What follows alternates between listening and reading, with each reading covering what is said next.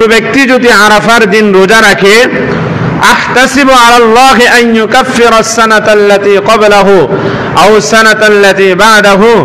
রাসূলুল্লাহ সাল্লাল্লাহু আলাইহি ওয়াসাল্লাম বলছেন, আমি আশাবাদী, আমি আকাঙ্ক্ষা করছি যে আল্লাহ রাব্বুল আলামিন তার পূর্ববর্তী এবং পরবর্তী 2টি বছরের গুনাহ মিটিয়ে দিবেন। বলেন সুবহানাল্লাহ। আমরা এমন একটি দিন পেতে যাচ্ছি, সেই সম্পর্কে আমাদের আজকের আলোচনা কুরবানি সম্পর্কে আমরা আলোচনা করব। দেখেন, কুরবানি আমাদের বছর ঘুরে কুরবানি আসে। কি ঘুরে কুরবানি আসে? বছর ঘুরে কুরবানি আসে। কিন্তু দৈনন্দিন আমাদের পশু আমরা জবাই করি কি করি না? কথা বলেন, করি কি করি না? কিন্তু কোথাও হাদিসে এবং কোরআনে কি লেখা আছে যে দৈনন্দিন যদি তুমি কুরবানি করো বা জবাই করো কোনো পশু, তার পশমের বিনিময়ে অথবা তার খুর, শিং, তার লেদ এগুলো কিয়ামতের ময়দানে ওজন করা হবে বা তার পশমের বিনিময়ে সওয়াব দেওয়া হবে, এরকম কোনো জায়গাতে লেখা আছে?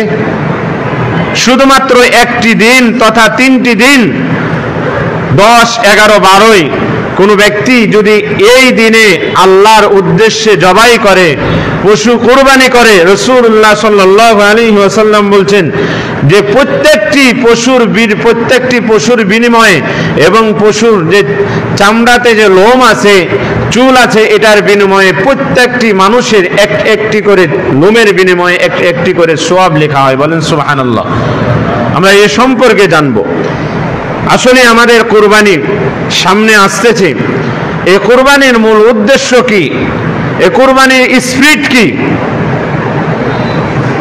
কুরবানির স্পিরিট কি? কুরবানির স্পিরিট হচ্ছে ত্যাগ এবং তিতিক্ষা। ত্যাগ এবং তিতিক্ষা, বিসর্জন দেওয়া।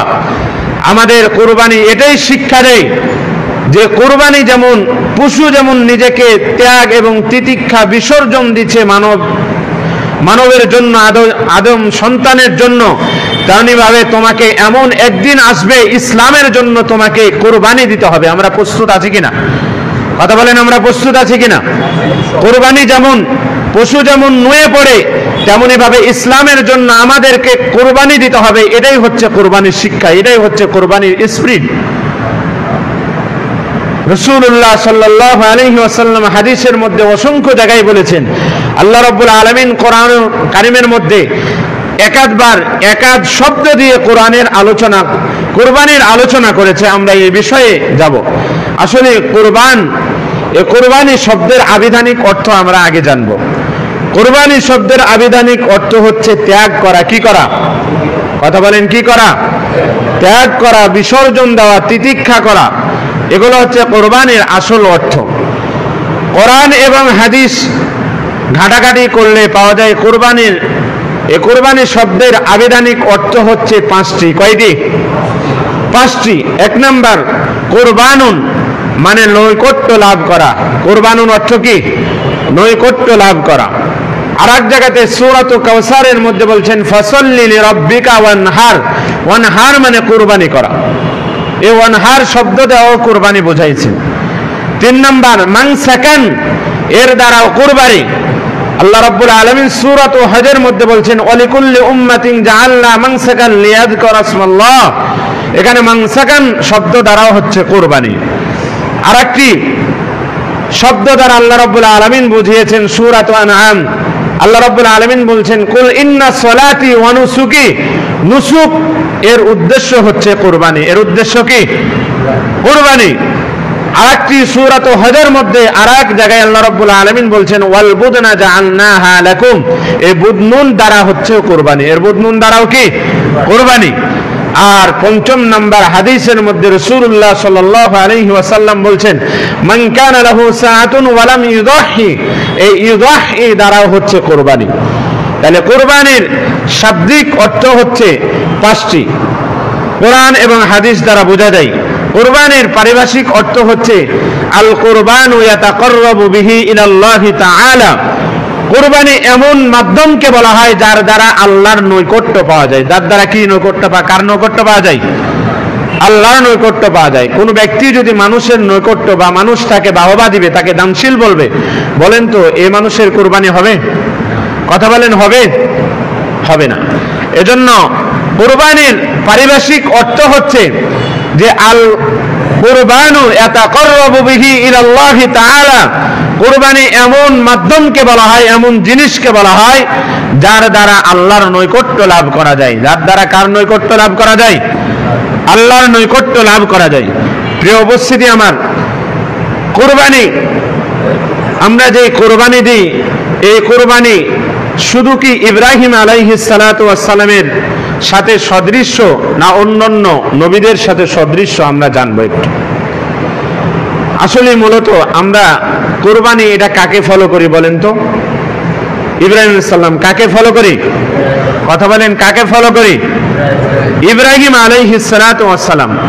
আসলে কি ইব্রাহিম আলাইহিস সালাতু ওয়াস সালামের সাথেই কি কুরবানির বিষয়ে সংশ্লিষ্ট না অন্যান্য নবীদের সাথে কুরবানির বিষয়ে সংশ্লিষ্ট? কোরআন শরীফে আমরা যদি ঘানাঘাটি করতে যাই, কোরআন শরীফ সূরাত মায়েদার 27 নম্বর আয়াতের মধ্যে আল্লাহ রাব্বুল আলামিন কয়েকটি আয়াতে একদম সুন্দরভাবে বলছেন যে শুধুমাত্র উম্মতে মুহাম্মাদি যে মিল্লাতে ইব্রাহিমের অনুসরণ করছে এমনটি নয়, এটা আদি যুগ থেকে আমাদের আদি পিতার নাম কি? কথা বলেন, আমাদের আদি পিতার নাম কি? কোনো ব্যক্তি যদি কোনো মহান নায়ককে অথবা তৎকালীন এই সময়ে কোনো ব্যক্তিকে যদি আদি পিতা বলে বা জাতির পিতা বলে, বলেন তো তার ঈমান থাকবে? তার ঈমান থাকবে না। আমাদের আদি পিতার নাম কি?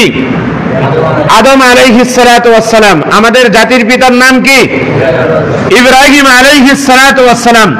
আমাদের আদি পিতা আলাইহিস সালাতু ওয়াস সালামের তৎকালীন সময় থেকে কুরবানি এটা দিয়ে আসছে। সমস্ত নবীর জামানায় শরীয়তে কুরবানি ছিল। সমস্ত নবীদের জামানায় কি ছিল? কুরবানি ছিল। কিন্তু এক এক নবীর ধারণা বা এক এক নবীর কুরবানির স্টাইল ছিল আলাদা আলাদা।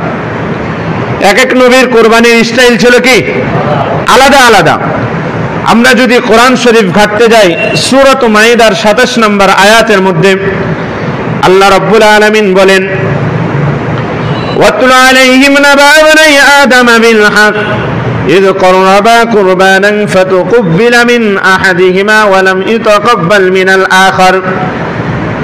সর্বপ্রথম হযরত আদম আলাইহিস সালাতু ওয়াস সালাম তার নিজ সন্তানকে বলেছিলেন তোমরা কুরবানি দাও, অর্থাৎ তার বোনকে বিবাহ করার জন্য তাদের মধ্যে যে ঝগড়া এবং ফাসাদ লেগে যায়, এজন্য কার কুরবানি আল্লাহর দরবারে কবুল হয়, কে বেশি আল্লাহর নৈকট্য লাভ করতে পারে, এজন্য হযরত আদম আলাইহিস সালাতু ওয়াস সালাম তার সন্তানকে হাবিল এবং কাবিলকে নির্দেশ দিয়েছিলেন তোমরা যা চাষাবাদ করো, যা তোমরা করো, এগুলো তোমরা আল্লাহর দরবারে কুরবানি দাও। এটা ছিল প্রথম কুরবানি। এটা ছিল কি? প্রথম কুরবানি। তাহলে প্রথম হযরত আদম আলাইহিস সালাতু ওয়াস সালামের সাথে কুরবানি। দ্বিতীয় যে কুরবানিটি ছিল সেটি হচ্ছে হযরত ইব্রাহিম আলাইহিস সালাতু ওয়াস সালামের সাথে। দ্বিতীয় এই কুরবানি কার সাথে সংশ্লিষ্ট? ইব্রাহিম আলাইহিস সালাতু ওয়াস সালামের সাথে। তৃতীয় যে কুরবানিটি সংশ্লিষ্ট সেটি হচ্ছে আব্দুল্লাহ। সেটি কার সাথে সংশ্লিষ্ট? আব্দুল্লাহ। আব্দুল মুত্তালিবের সন্তানের নাম হচ্ছে আব্দুল্লাহ। বলেন তো রাসূলুল্লাহ সাল্লাল্লাহু আলাইহি সাল্লামের কলিজার টুকরা প্রিয় বাবার নাম কি ছিল? কি ছিল বলেন? আব্দুল্লাহ। দাদার নাম কি? Abdul Muttalib. দাদার নাম কি? Abdul Muttalib. দাদির নাম কি ছিল? ফাতেমা। দাদির নাম কি ছিল? ফাতেমা। রাসূলুল্লাহ সাল্লাল্লাহু আলাইহি ওয়াসাল্লাম সর্বশ্রেষ্ঠ বা সর্বকনিষ্ঠ যেই সন্তান, মেয়ে সন্তান, তার নাম কি ছিল? ফাতেমা। রাসূলুল্লাহর দাদির নামও ছিল কি? ফাতেমা। রাসূলুল্লাহ সাল্লাল্লাহু আলাইহি ওয়াসাল্লামের আম্মাজান মার নাম কি ছিল? আমেনা। মার নাম কি ছিল? আমেনা। রাসূলুল্লাহ সাল্লাল্লাহু আলাইহি সাল্লামের নানার নাম ছিল আব্দুল ওয়াহাব। কি ছিল? আব্দুল ওয়াহাব। ওয়াহাব ইবনে আব্দে মানাফ রাসূলুল্লাহ সাল্লাল্লাহু আলাইহি সাল্লামের নানার বংশের নাম ছিল। রাসূলুল্লাহ সাল্লাল্লাহু আলাইহি ওয়াসাল্লাম তিনি হাদিসের মধ্যে বলছেন, আনা ইবনুল যাবাহাতাইন, আমি দুই জবাহকারীর পুত্র। আমি দুই জবাহকারীর কি পুত্র? এক নাম্বার হচ্ছে ইব্রাহিম আলাইহিস সালাতু ওয়াস সালাম, দ্বিতীয় নাম্বার হচ্ছে আব্দুল্লাহ। দ্বিতীয় নাম্বার কি? আব্দুল্লাহ। আমরা আজকে আলোচনা করব হযরতে আদম আলাইহিস সালাতু ওয়াস সালামের কুরবানি তার শরীয়তে কেমন ছিল এ সম্পর্কে আমরা আলোচনা করব। তারপরে হযরতে ইব্রাহিম আলাইহিস সালাতু ওয়াস সালামের আলোচনা করব। তারপরে আব্দুল্লাহ, আব্দুল মুত্তালিবের সন্তান যে আব্দুল্লাহ, এর কুরবানি কেমন ছিল, বা আব্দুল্লাহ আব্দুল মুত্তালিবের কুরবানি কেমন ছিল এ সম্পর্কে আমরা ধারাবাহিক আলোচনা করব। আল্লাহ রাব্বুল আলামিন হযরত আদম আলাইহিস সালাতু ওয়াস সালামকে পাঠিয়ে, বলেন তো, যখন হযরত আদম আলাইহিস সালাতু ওয়াস সালাম ঘোরাফেরা করছিলেন, তার বাম পার্শ্ব থেকে মা হাওয়া আলাইহিস সালাতু ওয়াস সালামকে সৃষ্টি করেন। কাকে সৃষ্টি করেন? মা হাওয়া আলাইহিস সালাতু ওয়াস সালামকে সৃষ্টি করেন। লক্ষ্য করে বুঝবেন। সৃষ্টি করার পরে যখন দুনিয়াতে আসলেন, জান্নাত থেকে বের হয়ে গেলেন, তখন দুনিয়াতে যখন আসলেন, আসার পরে বলেন তো তাদের কোনো সন্তান ছিল? কথা বলেন, সন্তান ছিল? দুনিয়াকে আবাদ করার জন্য রব্বুল আলামিন সিস্টেম জারি করে দিলেন। নারী পুরুষ তিনি তৈরি করলেন। তদানীন্তন সময়ে জোড়া জোড়া সন্তান হতো। হযরত আদম আলাইহিস সালাতু ওয়াস সালামের শরীয়তে সে সময় আল্লাহ রাব্বুল আলামিন হালাল করে দিলেন যে দুইটা সন্তান যদি জন্মগ্রহণ করে, একজন ছেলে আর একজন মেয়ে, তাহলে পরবর্তীতে নেক্সট টাইমে আবারও যদি দুইটা সন্তান জন্মগ্রহণ করে, তাহলে পরস্পরে বিয়ে না করে তার পিছনে যে সন্তান নেক্সট টাইমে হয়েছে, এই নেক্সট টাইমের মেয়েকে পূর্বে প্রথম সন্তান বিয়ে করবে, আর প্রথমবার যে সন্তান মেয়ে হয়েছে এই মেয়েকে দ্বিতীয়বারের যে সন্তান ছেলে সন্তান এভাবে বিয়ে করবে। এভাবে কি করবে? বিয়ে করবে। রব্বুল আলামিন হযরতে মুহাম্মদুর রাসূলুল্লাহ সাল্লাল্লাহু আলাইহি ওয়াসাল্লামকে শিক্ষা দিচ্ছেন, হে নবী, আপনি উম্মতে মুহাম্মাদীকে শিক্ষা দেন, আপনি উম্মতে মুহাম্মাদীকে জানিয়ে দেন যে হযরত আদম আলাইহিস সালাতু ওয়াস সালামের কুরবানি কেমন ছিল, হযরত আদম আলাইহিস সালাতু ওয়াস সালামের সন্তানের কুরবানি কেমন ছিল। আমরা জানি হযরত আদম আলাইহিস সালাতু ওয়াস সালামের বড় ছেলের নাম ছিল কাবিল। বড় ছেলের নাম কি ছিল? কাবিল। আর ছোট ছেলের নাম কি ছিল? হাবিল। তো বড় ছেলের সাথে যেই মেয়েটা জন্মগ্রহণ করে, এই মেয়েটা কুশ্রী ছিল, কদাকার ছিল। তারপরে নেক্সট টাইমে দ্বিতীয়বার যে সন্তান জন্মগ্রহণ করে তার নাম ছিল হাবিল, আর তার সাথে যে মেয়েটা জন্মগ্রহণ করে সে ছিল খুব সুন্দরী এবং সুশ্রী, খুব সুন্দরী। হযরত আদম আলাইহিস সালাতু ওয়াস সালামের ঘটনা উল্লেখ করে বলছেন, আল্লাহ রাব্বুল আলামিন মুহাম্মদুর রাসূলুল্লাহ সাল্লাল্লাহু আলাইহি ওয়াসাল্লামকে শিক্ষা দিচ্ছেন। আল্লাহ রাব্বুল আলামিন সূরা মাইদার মধ্যে বলছেন, ওয়াতলু আলাইহিম নাবা ইবনাই আদম বিল হক إذ قربا قربانا فتقبل من أحدهما ولم يتقبل من الآخر واتلو يا محمد হে মুহাম্মদ, আপনি আপনার সাহাবাদেরকে শুনিয়ে দিন, তেলাওয়াত করে শুনান, ব্যাখ্যা করে শুনান, নাবা ইবনাই আদম বিল হাক্কি, যখন আদম আলাইহিস সালাতু ওয়াস সালামের দুই সন্তানকে কুরবানির আদেশ করা হলো। এটা কম বেশি করে শোনাবেন না, আপনার থেকে কিছু বাড়িয়ে শোনাবেন না, আপনার থেকে কিছু কমতি করে শোনাবেন না। যতটুকু রাসূলুল্লাহকে বলেছেন যতটুকু আল্লাহ আমি আপনাকে বলি ততটুকু আপনি উম্মতে মুহাম্মাদীকে শোনাবেন, আর এটা কোরআন শরীফের মধ্যে লিপিবদ্ধ করে দিবেন। إذ قربا قربانا فتقبل من أحدهما ولم يتقبل من الآخر, যখন তারা উভয় কুরবানি করলো, ফাতুকুব্বিল মিন আহাদিহিমা ওয়া লাম ইতাকাব্বাল মিনাল আখার, এক ভাইয়ের তাদের দুইজনের মধ্যে একজনের কুরবানি কবুল হলো আর একজনের কুরবানি প্রত্যাখ্যান হলো, অর্থাৎ কবুল হলো না। কেন কুরবানি করতে বললেন? তাফসীরে ইবনে কাসিরের মধ্যে এসেছে, তাফসীরে জালালাইন, তাফসীরে নূরুল কোরআন, তাফসীরে আনওয়ারুল কোরআন, যতগুলো প্রায় 20টা অথবা 25টা তাফসীরে ঘাটাঘাটি করলে বোঝা যায় হযরত আদম আলাইহিস সালাতু ওয়াস সালামের সন্তানের নাম ছিল হাবিল আর কাবিল। হাবিল সে প্রাণী চড়ে বেড়াতো, অর্থাৎ দুম্বা ছাগল এগুলো পশু পালন করত, আর কাবিল সে শস্য এগুলো কৃষি কাজ করত, এগুলো উৎপাদন করত।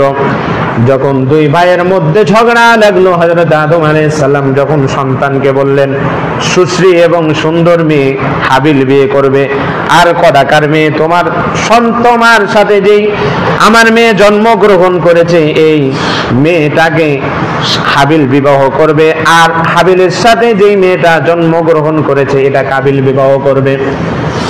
তারা মানতে চাইল না।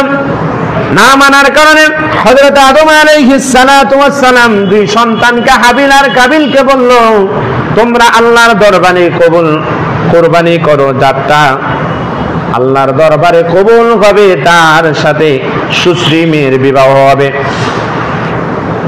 কাবিল সে শস্য কৃষি কাজ করত, আর হাবিল দুম্বা এবং ছাগল এগুলো পালন করত, লালন পালন করত। উভয় একটি উপত্যকায় চলে গেল, মরুভূমিতে। হাবিল একটি দুম্বা অথবা ছাগল জবাই করলো, আর কাবিল তার শস্য অথবা গম এগুলো আল্লাহর দরবারে আল্লাহর জন্য রেখে দিয়ে আসলো। কিন্তু হাবিলের দুম্বাগুলো আল্লাহ তদানীন্তন সময়ে কারো যদি কুরবানি কবুল হতো, তাহলে আসমান থেকে একটা অগ্নির একটা আগুনের ঝলক একটা সেখানে নেমে আসে, সেটাকে ভস্ম করে দিত, পুড়িয়ে দিত। হাবিলের সেই কুরবানি ভস্ম হয়ে গেল। তখন কাবিল ডেকে বলল, আমি এর প্রতিশোধ নিব, কারণ অবশ্যই আমি তোমাকে হত্যা করব, কারণ আমার সাথে আমার বোন যে জন্মগ্রহণ করেছে আমি তাকে বিবাহ করতে চাই, তোমার সাথে যেই বোন জন্মগ্রহণ করেছে এটা কদাকার আমি বিবাহ করব না। তাদের উভয়ের মধ্যে একজন কাবিল এর কুরবানি কবুল হলো না, হাবিলের কুরবানি কবুল হলো। তখন কাবিল বলল, ক্বালা তুলান্নাকা, অবশ্যই আমি তোমাকে হত্যা করব। ক্বালা ইন্নামা ইয়াতাকাব্বালুল্লাহু মিনাল মুত্তাকিন। তখন হাবিল বলল, আমি আল্লাহ রাব্বুল আলামিন কেবলমাত্র যারা মুত্তাকিন তাদের কুরবানি কবুল করে থাকেন। বলেন সুবহানাল্লাহ। ইন্নামা ইয়াতাকাব্বালুল্লাহু মিনাল মুত্তাকিন, কেবলমাত্র যারা মুত্তাকি যারা পরেজগার তাদের কুরবানি কবুল করে থাকে। এমন সময় রেগে যে কাবিল হাবিলকে বলতেছে, অবশ্যই আমি তোমাকে কুরবানি করব। কুরবানির জন্য হত্যা করার জন্য তার হাত প্রসারিত করলো। আল্লাহ রাব্বুল আলামিন সুন্দর করে ঘোষণা করে দিলেন, লাইম বাসাত্তা ইলাইয়া ইয়াদাকা লিতাকতুলানি মা আনা বিবাসিতি ইয়াদিয়া ইলাইকা লিয়াকতুলাকা ইন্নী আখাফুল্লাহ রাব্বাল আলামিন। লাইম বাসাত্তা, আল্লাহ রাব্বুল আলামিন বলছেন অবশ্যই তারা হাত প্রসারিত করলো, ইয়াদাকা লিতাকতুলানি, আমাকে হত্যা করার জন্য কাবিল হাবিলকে হত্যা করার জন্য হাত প্রসারিত করলো। মা আনা বিবাসিতি ইয়াদিয়া ইলাইকা লিয়াকতুলাক, হাবিল বলতেছে আমি আমার ভাইকে হত্যা করার জন্য আমি করব না, এখান থেকে বিরত থাকব। ইন্নী আখাফুল্লাহ রাব্বাল আলামিন, কেননা আমি কাকে ভয় করি? বলেন কাকে ভয় করি? আল্লাহকে ভয় করি। হাবিল বলল, আমি আল্লাহকে ভয় করি। আল্লাহ রাব্বুল আলামিন পরবর্তীতে আয়াত নাজিল করে দিলেন, ইন্নী উরিদু আন তাবুআ বিইসমি ওয়া ইসমিকা ফাতাকুনা মিন আসহাবিন নার ওয়া যালিকা জাযাউদ যালিমিন। হাবিল বলল, ইন্নী উরিদু আন তাবুআ বিইসমি, আমি চাই না, আমি ইচ্ছা করি না, আমি চাচ্ছি না, আন তাবুআ বিইসমি, আমার আমল নামায় গুনাহ হোক, ওয়া ইসমিকা, কিন্তু তুমি যদি আমাকে হত্যা করো, ফাতাকুনা মিন আসহাবিন নার, তাহলে তুমি অবশ্যই জাহান্নামীদের সাথী হবা। ওয়া যালিকা জাযাউদ যালিমিন, এভাবেই জাহান্নামীদেরকে আল্লাহ শাস্তি দিয়ে থাকেন, প্রতিদান দিয়ে থাকেন। হযরত আদম আলাইহিস সালাতু ওয়াস সালামের সন্তানরা একে অপরের সাথে যখন ঝগড়ায় লিপ্ত হলো, ফাতাওয়াত লাহু নাফসুহু ক্বাতলা আখিহি, তার নফস, কাবিলের নফস উদ্বুদ্ধ করলো নিজের ভাইকে হত্যা করার জন্য, অর্থাৎ হাবিলকে হত্যা করার জন্য। ফাতাওয়াত মানে উদ্বুদ্ধ করা, লাহু নাফসুহু তার প্রবৃত্তি তাকে উদ্বুদ্ধ করলো, ক্বাতলা আখিহি তার ভাইকে হত্যা করে ফেললো। তাহলে কাবিল তার হাবিল ভাইকে কি করলো? হত্যা করে ফেললো। ফাকাতালাহু সে তাকে হত্যা করলো। ফাসবাহা মিনাল খাসিরিন সে লজ্জিত হলো, সে একদম মুখ নিচু করে দিল। আল্লাহ রাব্বুল আলামিন সে সময় মানুষকে কবর দেওয়ার সিস্টেমটা জানা ছিল না, কিভাবে কবর দিবে তার ভাইকে যেহেতু হত্যা করেছে মরুতে, কিভাবে তাকে দাফন করবে এটা জানা ছিল না। এজন্য রব্বুল আলামিনের প্রত্যেকটা পশু এবং প্রাণী থেকে আপনাকে শিক্ষা নেওয়ার দরকার। কারণ বাজ পাখি দেখবেন আকাশে ওড়ে, বাজ পাখি কোথায় ওড়ে? আকাশে ওড়ে। কিন্তু দেখবেন আল্লাহ রাব্বুল আলামিনের কি সিস্টেম, বাজ পাখির ওপরে মাথার অথবা গর্দানে কাক থাকে, কিন্তু কাকের কে পিছনে ফেলার জন্য বাজ পাখি সব সময় ওপর দিকে থাকতে থাকে, ওপর দিকে উঠতে থাকে, যেন কাক যেন পড়ে যায়। এজন্য প্রত্যেকটা জিনিসের মধ্যে আল্লাহর নিদর্শন আছে না নাই? কথা বলেন, আছে না নাই? আল্লাহ রাব্বুল আলামিনের পয়গম্বর হযরত আদম আলাইহিস সালাতু ওয়াস সালামের সন্তানরা সে সময় জানতো না, কারণ আদম আলাইহিস সালাতু ওয়াস সালামও জীবিত, মা হাওয়া আলাইহিস সালাতু ওয়াস সালামও জীবিত ছিলেন। কিভাবে কুরবানি দিতে হবে, কিভাবে দাফন করতে হবে, এই সমস্ত জিনিস জানতো না। আল্লাহ রাব্বুল আলামিন মানুষকে শিক্ষা দেওয়ার জন্য কিভাবে মরা মানুষ কিভাবে দাফন কার্য করতে হবে, আল্লাহ রাব্বুল আলামিন একটা কাক প্রেরণ করলেন জমিনের মধ্যে।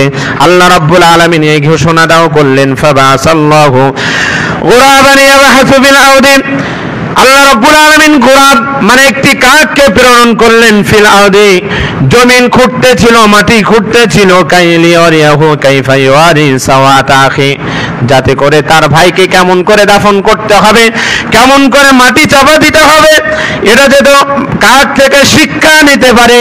এজন্য কাককে রব্বুল আলামিন দুনিয়ার জমিনে প্রেরণ করলেন।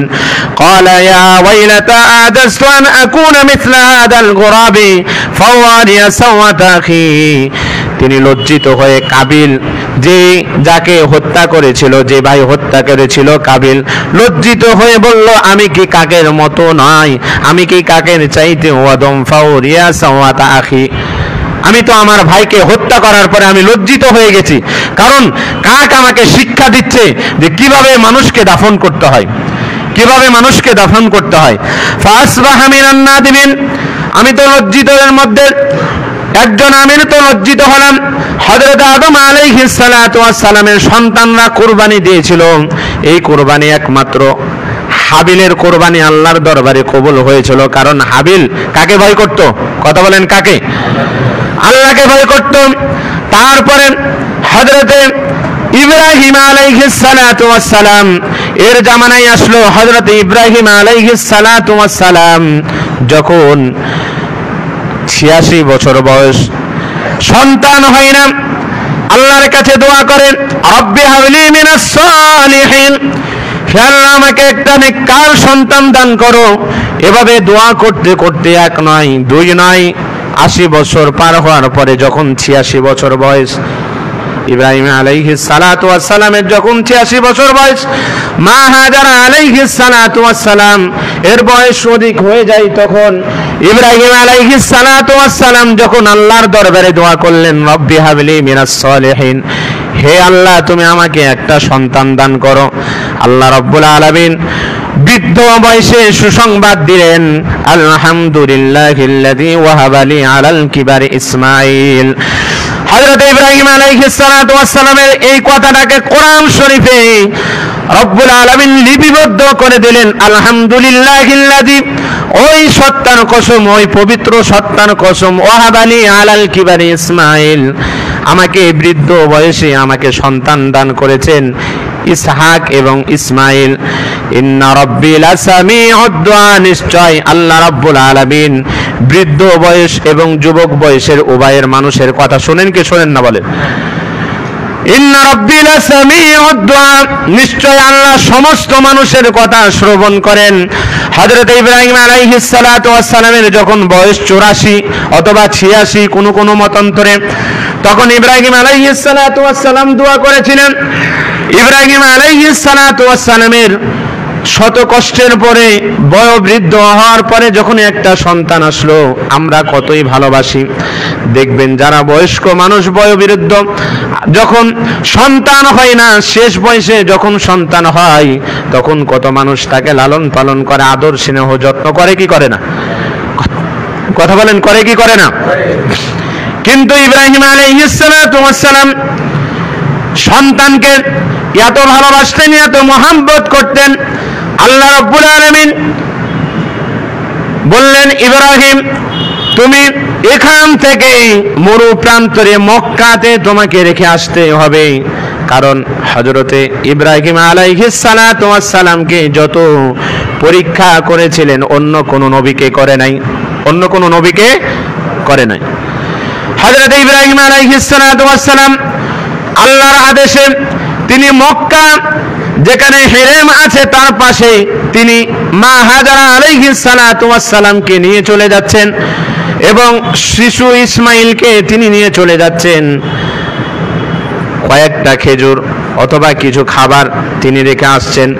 এমন সময় মা হাজারা আলাইহিস সালাতু ওয়াস সালাম বললেন, ইব্রাহিম, ও আমার প্রাণের স্বামী, আমাকে রেখে যাচ্ছ জনবসতিহীন, কোনো মানব নাই, কোনো মানুষ নাই, পশু পাখি গাছপালা ছায়া এমন কোনো কিছুই নাই, এমন জনবিহীন মানব জায়গায় তুমি রেখে যাচ্ছ, এখানে কি করব?